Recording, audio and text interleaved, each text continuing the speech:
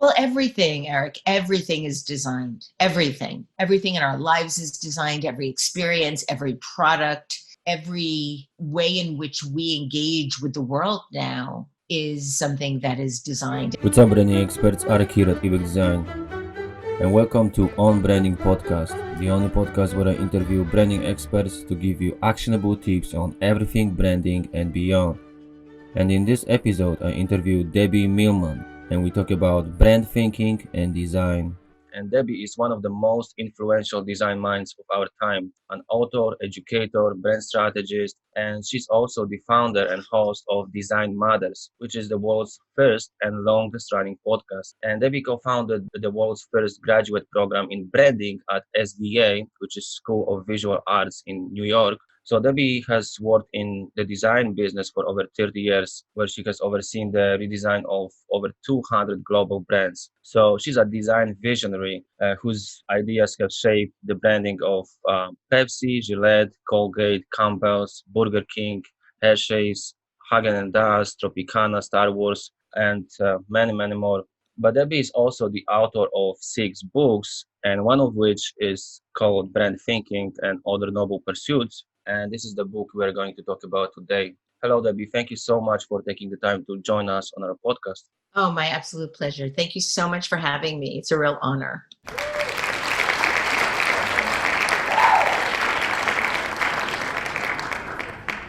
Thank you. So, in your book, you basically compiled interviews with some of the world's top brand thinkers, and you get them to talk about branding and identity design, marketing, and basically all related disciplines, right? So obviously you have strong understanding of different perspectives that people have on branding in the industry. So I wanted to make this podcast actionable for our listeners and just cut through all the empty jargon and buzzwords. And so hopefully we can just walk away with some clarity on how to go about branding or just become more articulate about how brands work.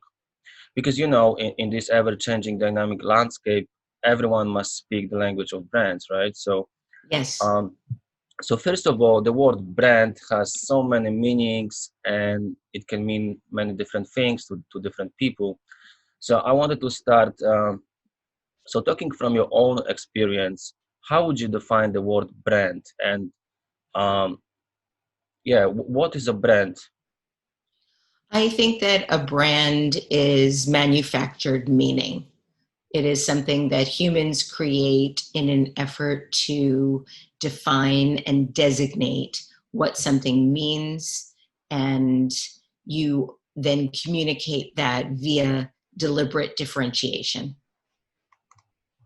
Manufactured meaning, right? So how is that so many people, people sometimes they tattoo logos on their bodies, and we actually fall in love with brands. Can you explain, like, from your perspective, um, how does it happen? Why we are so engaged? Why we love brands? Well, brands are ways in which we can telegraphically communicate our affiliations, our beliefs, and when we encounter either someone or something that is communicating some of the same values that we share or allows us to feel better about ourselves through the sheer engagement of that thing, we feel happier. We feel, at least for a brief period of time, we get a dopamine hit and we feel either recognized or fulfilled. And we've been doing this really since the beginning of time. We started to record our reality on the walls of Lascaux, the caves in France. Hmm. Thousands of years ago. We did this in an effort to communicate our reality, to be able to preserve our memories, to recreate our experiences. So they were our first storytelling devices and our first shorthand to be able to communicate to others something that we were experiencing. And that evolved to our creation of marks to indicate our beliefs in the supernatural, whether that be Judaism or Christianity or Muslim. We created marks to signify and telegraph what we believed into others. And so this allowed us to feel safer and more secure in groups that of like-minded believers. We did the same thing by creating flags. Our first flags were used on the battlefield to designate which side of the battlefield you should go on, you should fight on, because there were no mass manufactured uniforms. And then we created mass manufactured uniforms and then put the logos on the uniforms. So we've been doing this really since the beginning of our time as modern humans on this planet. Right. So yeah, throughout your book, we can read quite a lot about humans being pack animals, as you mentioned. Wanting to belong to a tribe and to a group of people who share similar values and opinions, right? So yes. And you mentioned that your definition of a brand is manufactured meaning, but also you mentioned storytelling, right? So and I realized that you've interviewed so many big names in our industry, and most of them would agree. Would you say that most of them would actually agree that brand is about telling a story? Branding is about telling a story.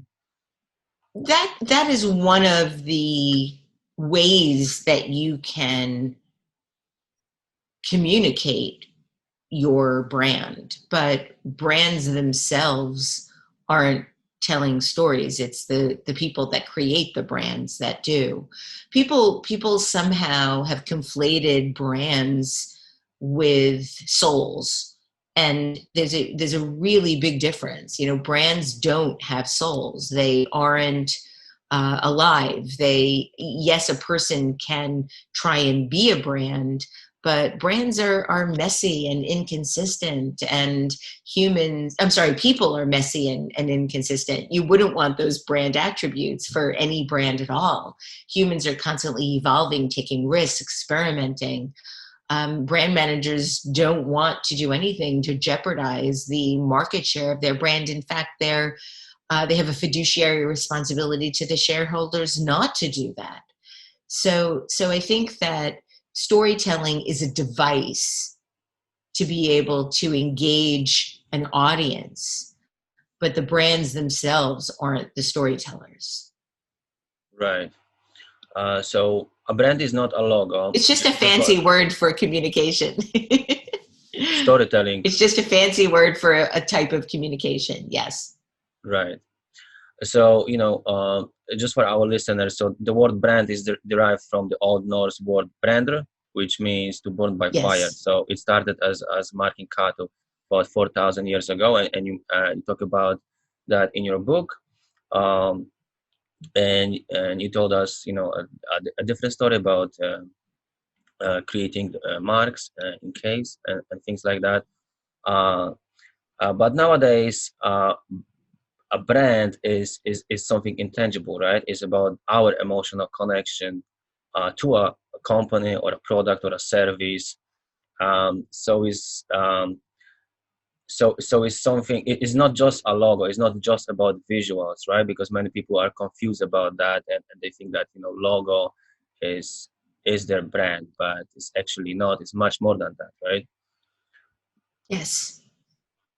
Okay, so since we know what a brand is and what is not, I wanted you to talk more about branding and the process of branding, because branding is a process, right? So if a brand is something intangible, it's our perception or meaning, as you said, about a product or service, then branding is the process of shaping that perception or creating that meaning, right? So can you speak to that a bit? What is your definition of branding, and perhaps some of the best practices when it comes to branding?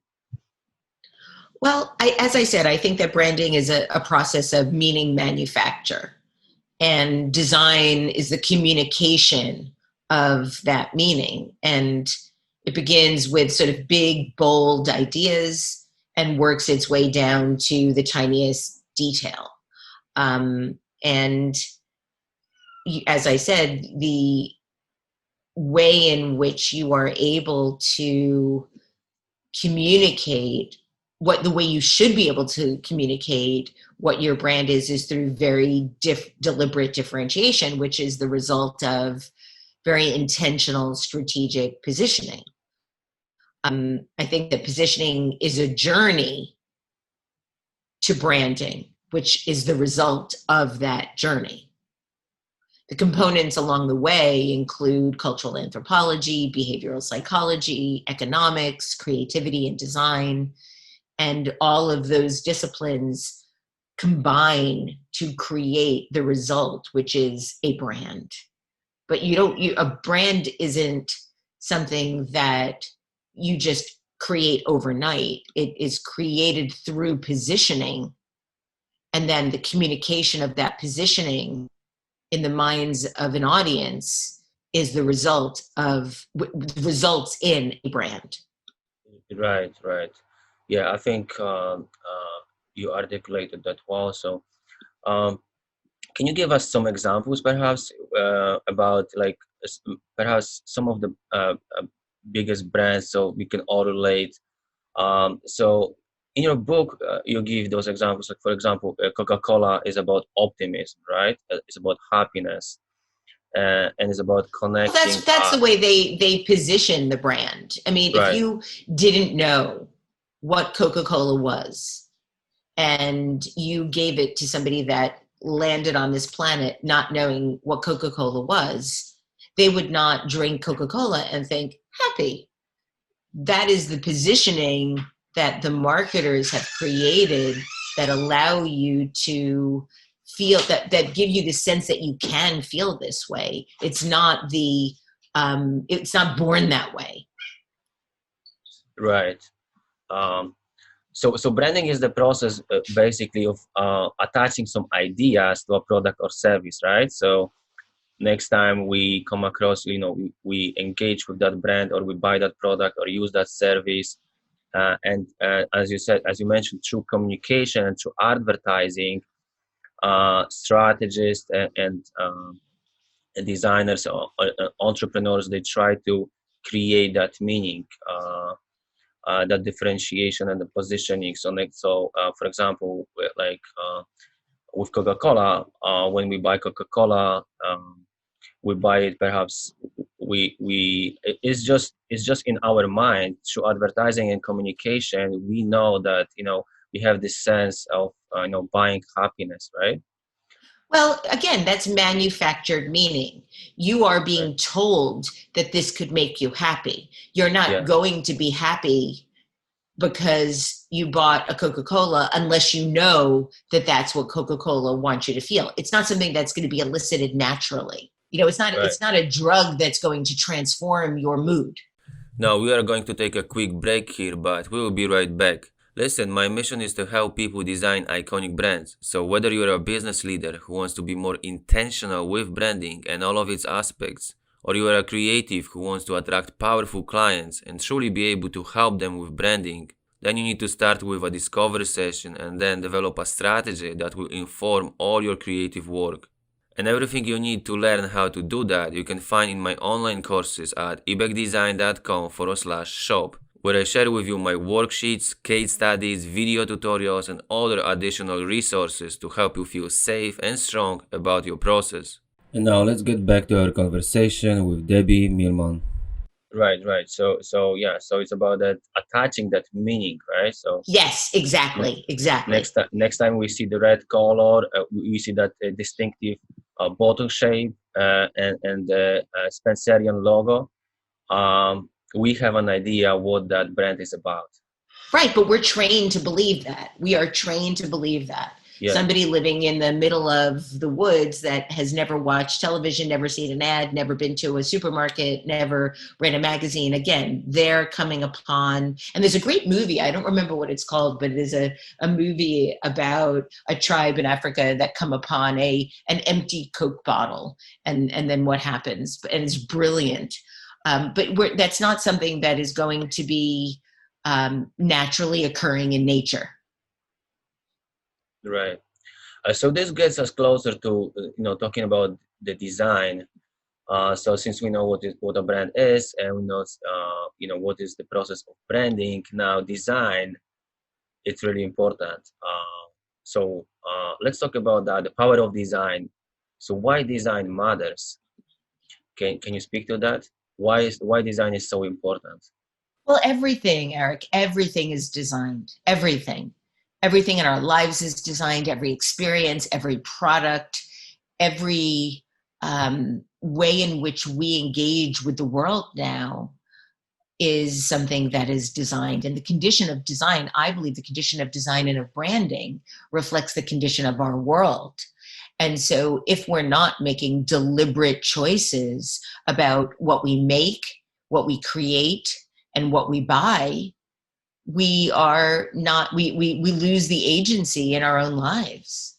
So everything is a choice now. And those choices are created by deliberate differentiation through design. Right. So, but design is not only about the aesthetics, right? It's not design is not art.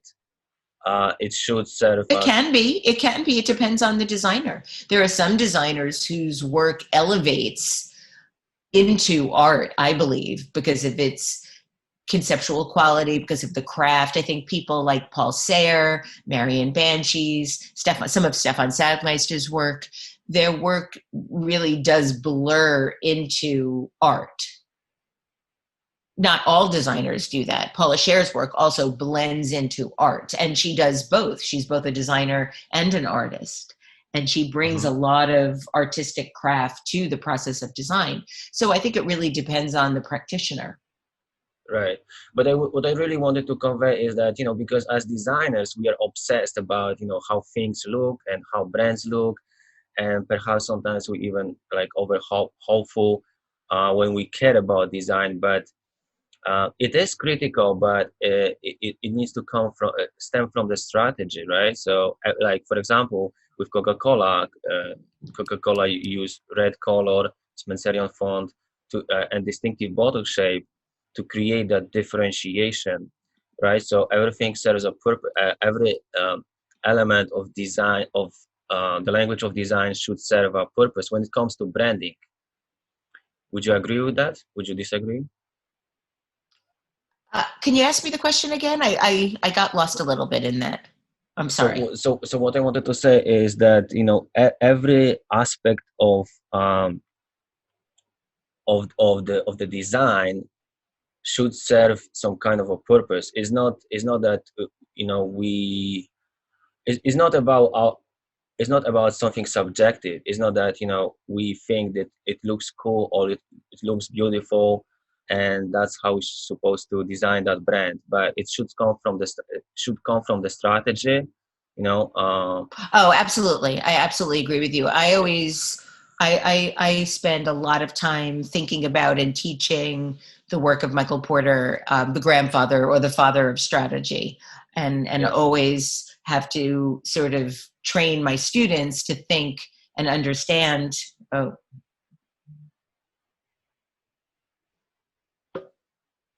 sorry. Yeah.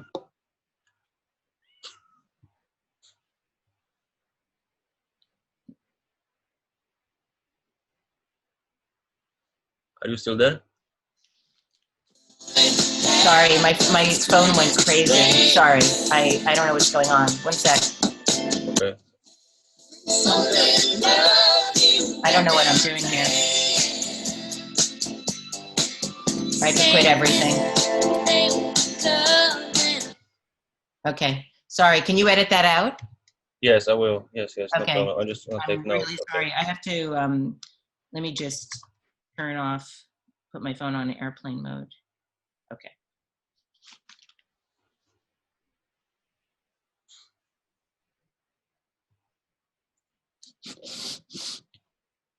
Okay. Can you hear me? Yes, I can hear you. So we were talking about Okay, I'm really sorry about that. No problem. I'm gonna I thought edit my that phone out. was off, And then I was trying to turn it off furiously, and then turned on podcasts and music, and everything was going all at once. Yeah, that's okay. Okay, Sometimes happens. so I'll do that again.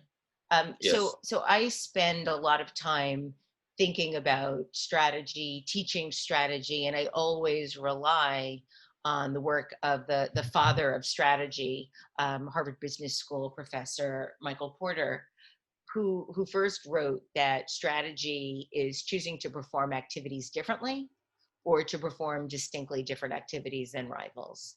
And that's really what you need to be able to uncover and articulate, which is really, really hard. I mean, if you think about it and break it into its pieces, individual pieces, choosing to perform activities differently, that's a little bit easier than the second part, because you can say, okay, well, Starbucks did that. There were lots and lots of coffee shops all over the world before Starbucks. They came in and fundamentally offered a different experience, but there were Yeah. coffee shops before. So, they did it differently. They chose to perform activities differently.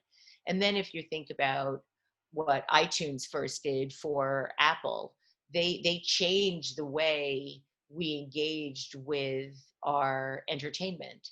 And so while there were a lot of MP3 players before the iPod, Apple was the first to integrate that device with a platform like iTunes and really distinctly performed different activities than rivals. And so that's really what I talk to my students about, whether they be branding students or design students. Before you design anything, you have to determine what your strategy is. What is the reason for being? The world doesn't need another bottled water. The world doesn't need really another flavor of Oreo cookies. So what can you provide that no one else is providing? Because people don't want a brand with just another flavor or another form. They want brands that make a difference in their lives. And so being able to determine what that is and then to be able to communicate it, I think is really at the heart of all of our work. Right. So designers use iconography, type, look, and feel, color to capture specific feelings and then convey those feelings to the world, right? To the Yes. audience. Mm-hmm. So design is not just about decorative creations and just looking cool or modern or just winning awards, but really to it should stem from the strategy, and our main objective should be to help our clients sell more stuff or create that meaning, and then so that more and more people can engage with our brand. Absolutely. Beautifully said. Thank you. So now I want to talk about the future of branding. So, what do you think about the current state of branding and the future of branding? How the future would look like? Do you think that there's going to be more brands or less brands? Because, because of brands like Amazon, so some small brands may, go out of business. We have so many acquisitions. How do you anticipate the future of branding in the upcoming years? Well, I think that there'll always be more brands, because as long as brands make money, they will be made. People want to make money, and so they'll create brands in an effort to do that. I think that the role, I'm actually going to rephrase that. I think that the control of branding has shifted, whereas the control of brands really were under the purview of a corporation.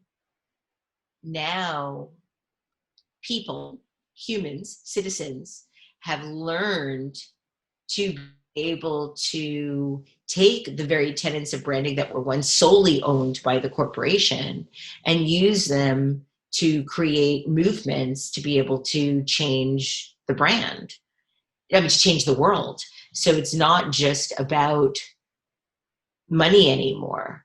There was a time when corporations owned, operated, manufactured, advertised, designed, promoted, and distributed brands, pushed them down to the consumer.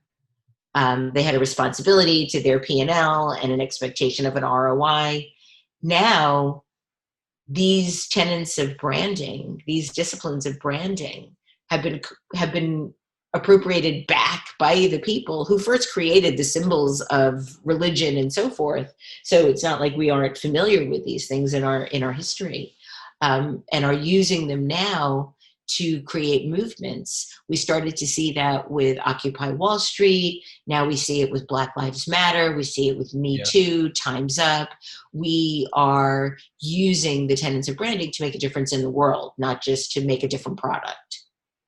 Right. So branding basically has become more user-friendly word. So politicians use it, schools use it, individuals use it. We use it for causes, to champion and things like that. Um, so would you say that brands are going to be even more entrenched in our lives? Um, and how would you address, because we have people have now short attention span, right? And the world becomes more cluttered. Do you have any perhaps tips on how we should approach branding, um, to be able to survive in this competitive world?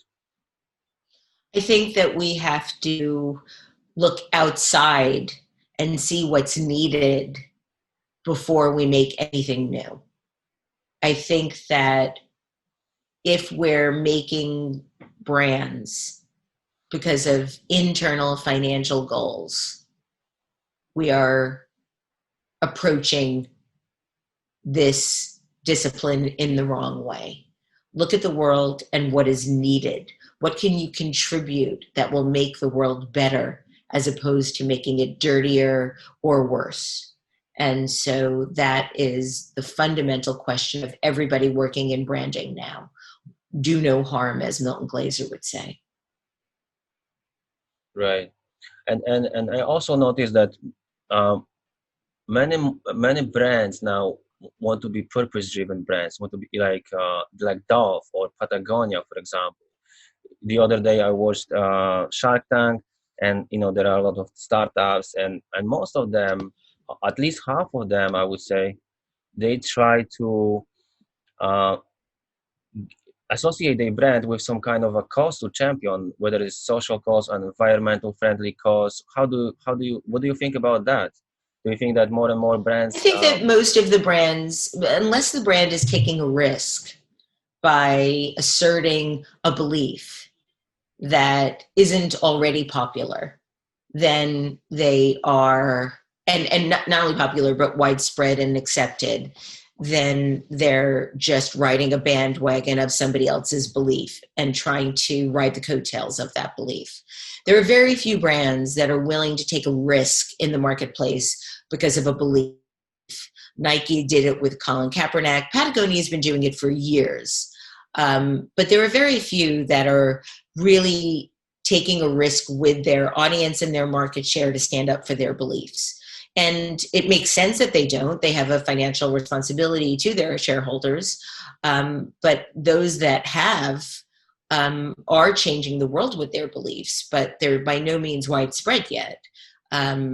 Until everyone feels like it is okay to take a knee during the national anthem of a sports performance in the United States, or people feel that climate change is indeed real, they're still taking a risk by asserting their beliefs through their and with their brands. Other than that, there are very few brands that I can think of that are doing that honestly and authentically, because they aren't taking risks. They're just riding a bandwagon now of primarily accepted beliefs. Sure. So I wanted to wrap this up with this question, uh, for our listeners: how to become a branding expert? Do you have any? What advice would you give someone who is starting in branding? Uh, have a big curiosity. Try to learn about as much as you can, and read a lot of books about branding, and potentially take some classes. It's a long road of learning, but it's one that I think is really meaningful because of the way that everyone pretty much all over the planet now engages with brands and uses them to make our lives. So curiosity, read a lot, take classes. The Uh, train the same way anybody would train to be good at anything. do it every day, learn something new every day, stretch your goals every day, and practice. Like with everything we want to in life, we need to practice if you Yeah, want to be really good at something, right? exactly. Awesome. So as we are approaching the end of our episode, please let us know how we can find more about you and the work you do, and how to get in touch with you. And I will include all those links in the description. Thank you. Thank you. Well, I'm at Debbie Millman on Instagram and Twitter, and my website is debbiemillman.com. Thank you. Thank you very much for coming on the show. I appreciate that. My absolute pleasure. And I look forward to hearing the episode. So this is it for today's episode, and make sure to go and check out the Debbie's website and follow her on social media. And you can find all the links on this episode's page at ebaqdesign.com/podcast/13. So thanks for tuning in, and if you enjoyed this episode, please subscribe to my podcast for more tips on branding, strategy and design. This was Arek Dvornechuck from Ebaqdesign.